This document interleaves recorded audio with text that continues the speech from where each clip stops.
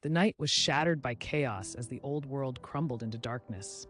An explosion echoed through the once bustling city, sending debris flying and chaos erupting.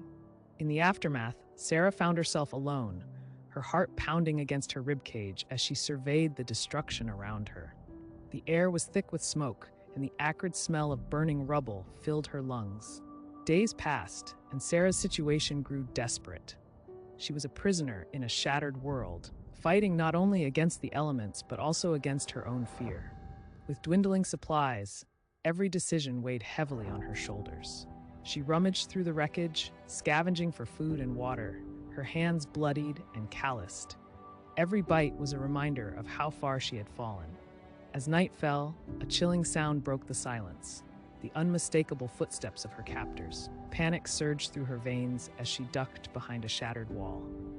The shadows danced with danger, and her heart raced.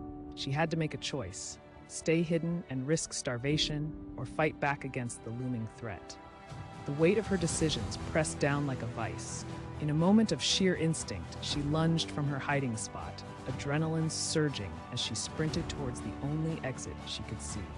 The chase was brutal, every ounce of her body screaming in protest as she pushed through the pain. Just as she reached the door, one of her captors grabbed her arm, their grip like iron. Time seemed to freeze, and she knew this was her make-or-break moment.